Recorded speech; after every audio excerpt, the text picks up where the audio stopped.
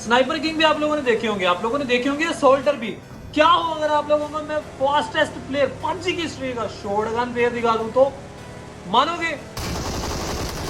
सबसे तेज शॉटगन चलाने वाला बंदा मेरी नजर में ये है, FM black is one and only shotgun king. कौन थी? S12 के। लेट्स सी, पूरा स्क्वाड आ रहा है ऐसे FM ब्लैक पे और अकेले हैं यहाँ पे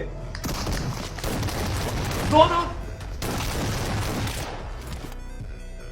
भाई FM ब्लैक सीरियसली तो वाह गुन प्लेयर है यार ये।